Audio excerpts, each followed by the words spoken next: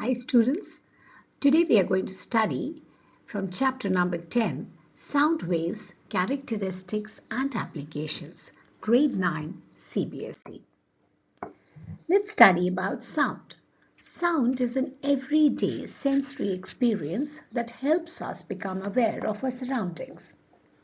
You've also learned that energy can neither be created nor be destroyed. It only changes from one form to another. So which form of energy gets converted to sound energy? And how is sound produced and how does it reach our ears? In this chapter, we will try to find answers to all these questions.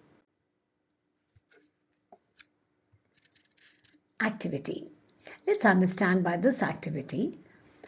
Take a cardboard box with one side open and a rubber band. Stretch the rubber band across the open side of the box. Holding the box steady with one hand, plug the rubber band with a finger. Do you hear any sound? Plug the rubber band again and watch it carefully. Is it still vibrating?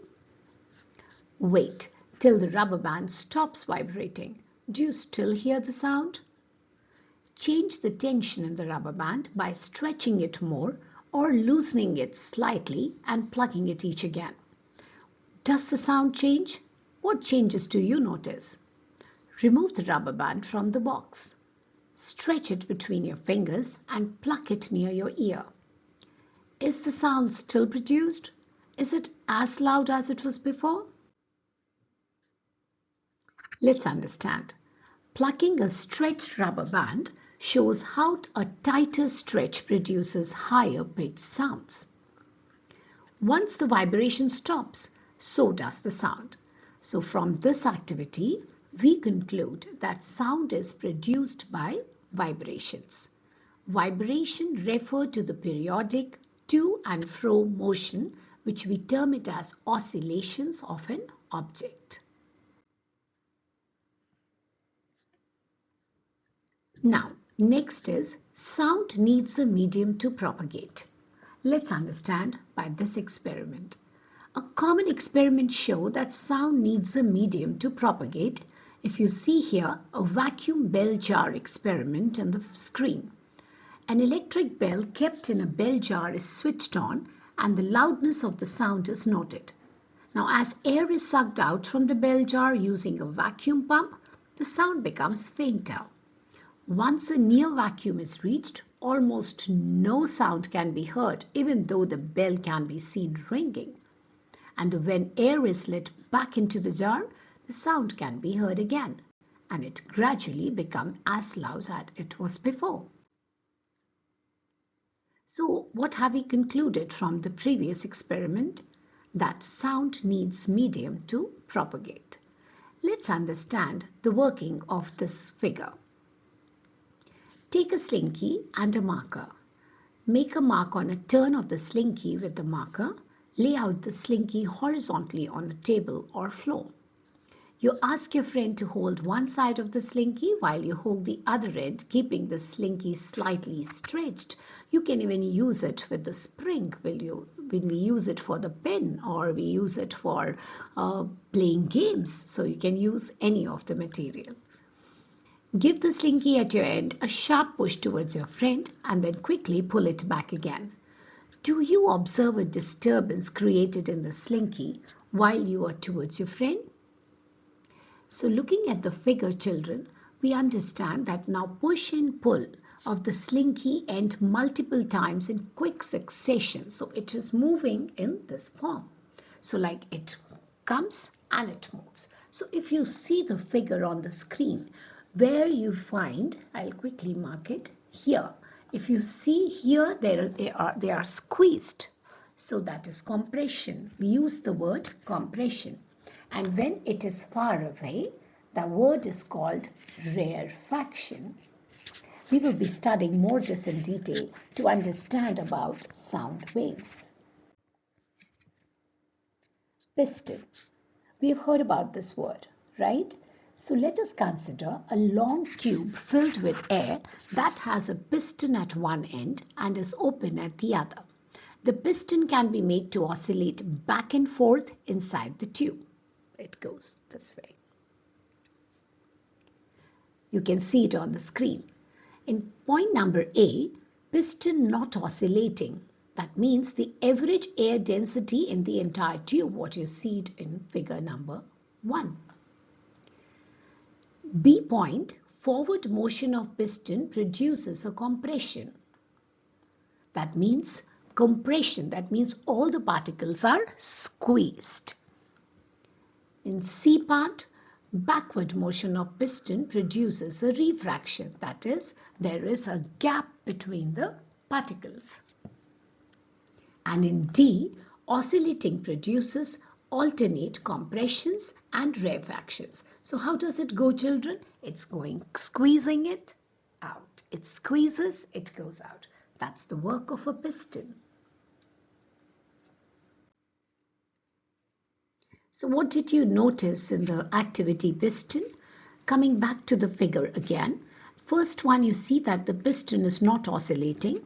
In the second part, forced forward motion of piston produces a compression. That means the particles are tightly packed. Backward motion produces a rarefaction. That means that there is a space between the particles. And then there is an oscillating piston which produces alternate compressions and rarefactions. So what have we understood from this? So you've noticed in the figure that the displacement of the medium, is it parallel to the direction of wave propagation? So in sound waves, the particles of the medium vibrate back and forth parallel to the direction of propagation of disturbance. So such waves, that means these type of waves what we are discussing, where the particles they vibrate direction parallel to the direction of the wave propagation, they are known as longitudinal waves. So they are moving here, they are moving here. So they are moving parallel. I hope this point is clear to you. Let's understand more. Propagation of the wave. So the disturbance consisting of a series of alternating compressions and rarefactions propagating through a medium without the actual flow of the particles of the medium is called sound wave. So the direction in which the wave is traveling is known as the direction of propagation of the wave. I hope this point is clear. This video is related to the basics terms of sound chapter. This is video number 1, and in part 2 you will be understanding more in detail and the applications. Let's also see the graphical representation of a sound wave. Children, if you have understood what are compressions and rarefactions, can we quickly see the density variations and the pressure variations.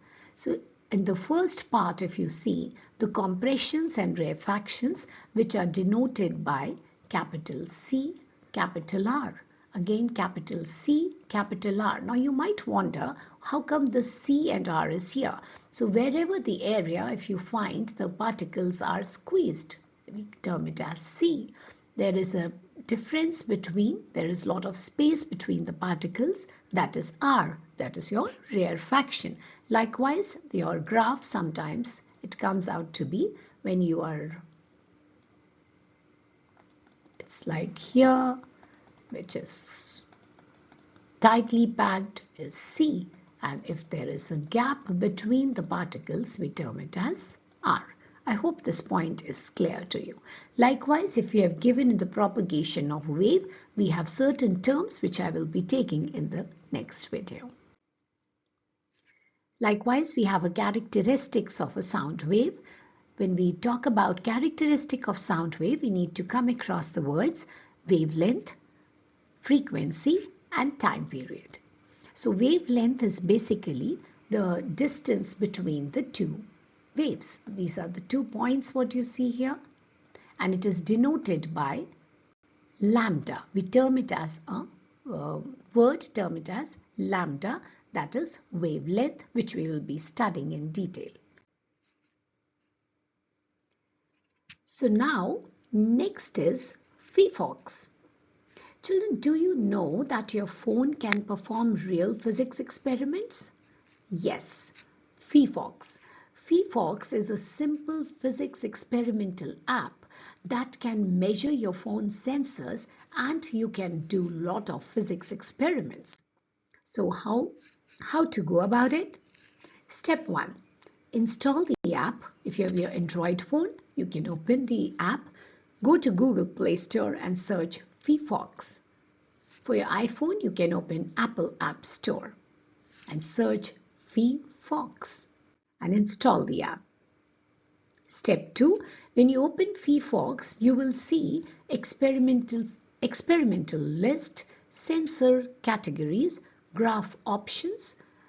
For example, like acceleration, audio oscilloscope, magnetometer, pendulum, gyroscope, and somewhere it looks like this. So when you download the app, you are going to see the entire list of PHYPHOX. So step 3, choose an experiment. For example, acceleration experiment, or you can tap acceleration without G. So this measures motion and acceleration. So you will see start button, graph area, data values. Press start. Now move the phone slowly.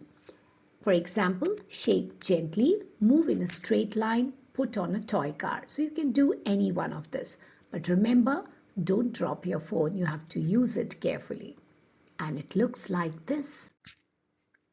Then step number 5, you observe the graph. X-axis, as we know, it's time. Y-axis is acceleration, and higher peaks if you're getting, that means it's a greater acceleration. Step 6, stop the experiment. Press stop. The graph freezes.